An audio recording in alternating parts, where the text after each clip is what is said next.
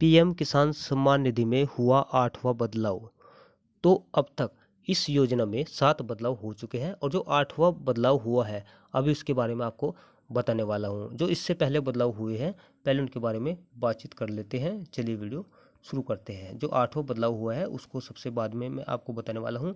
पहले जो पहला बदलाव हुआ था, किसान क्रेडिट कार्ड और मानधन योजना का लाभ। पीएम किसान स्कीम से अब किसान क्रेडिट कार्ड को भी जोड़ दिया गया है।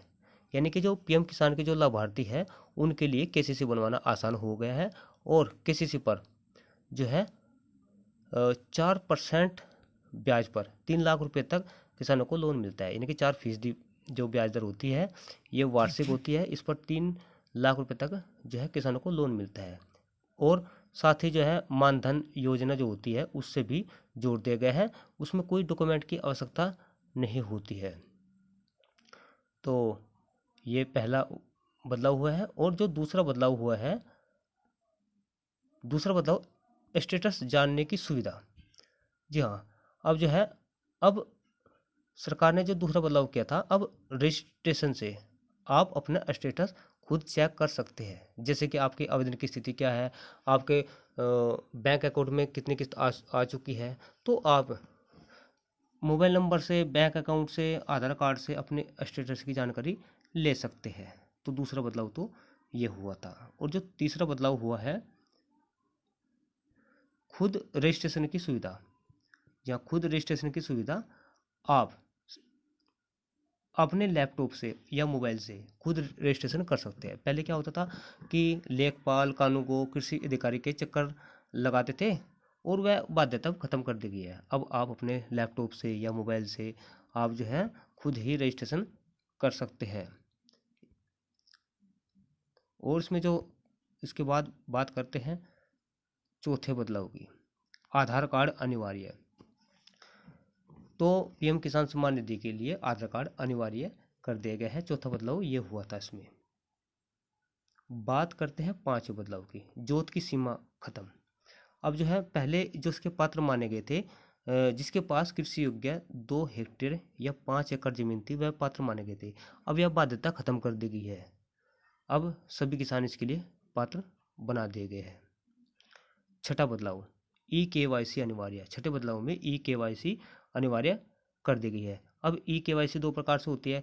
अगर आपका मोबाइल नंबर आधार से लिंक है तो आप घर बैठे ही अपनी ई केवाईसी कंप्लीट कर सकते हैं ओटीपी के माध्यम से। अगर आपका मोबाइल नंबर आधार से लिंक नहीं है तो आपको जो आपके निकट है सीएससी सेंटर है, सीएससी केंद्र यानी कि जनसेवा केंद्र भी तो आप वहाँ पर जा कर के अपने जो है ई केवाईसी करा सकते हैं बायोमेट्रिक तरीके से। अब बात करते हैं सातवें बदलाव की। सातवां बदलाव जो हुआ है, अब इसमें कोई भी व्यक्ति स्टेटस देख सकता है। अब पहले क्या होता था, जैसे कि आधार नंबर, मोबाइल नंबर, खाते नंबर से अपने स्टेटस की जानकारी ले सकता था। लेकिन अब इसमें क्या हो गया था, अब मोबाइल नंबर से स्टेटस चेक करने में बहुत सहूलियत थी। लेकिन बदलाव क्या हुआ है, अब जो बदलाव हुआ है, अब मोबाइल नंबर से कोई भी अपने स्टेटस चेक नहीं कर सकेगा। क्योंकि मोबाइल नंबर से पहले लोग किसी का भी मोबाइल नंबर डाल करके स्टेटस चेक कर लेते थे। उसमें अकाउंट वगैरह, नाम, पिता का नाम, यानी कि पूरी इसकी जो जानकारी थी वो जानकारी ले लेते थे। इससे जो है उनको पता लग जाता था इसके अकाउंट में कितनी किस्त आई है, पूरी डिटेल उसको मिल जाती थी। लेकिन अब यह सुविधा बंद कर दी गई है। अब केवल खाता नंबर और आधार नंबर से स्टेटस जान सकेंगे। मोबाइल नंबर यहाँ से हटा दिया गया है। अब बात करते हैं आठवां बदलाव। जो आठवां बदलाव हुआ है जिसकी मैं बात अभी करूँगा, तो इसमें जो हुआ है ये यहाँ पर है। अब जो है जो इनकम टैक्स देने वाले हैं, इनके जो आयकर दाता है, वह फर्जी तरीके से पीएम किसान सम्मान निधि की 2-2 हज़ार रुपये की किस्तें पा रहे थे। तो इससे जो है सरकार को पता चला। तो और दूसरी बात, जो पति पत्नी के नाम एक ही खेत था, यानी कि पति पत्नी के नाम और साथ साथ रहते हैं, तो वे भी इस प्रकार के जो है इसमें पीएम किसान सम्मान निधि की राशि पा रहे थे। अब उसमें से केवल एक को ही पात्र माना गया है, पति हो या पत्नी हो, पति या पत्नी केवल एक। ठीक है, तो पहले इसमें जो है ये घोटाला चल रहा था। और अब जो अपात्र है सरकार ने उन पर शिकंजा कसना शुरू कर दिया है।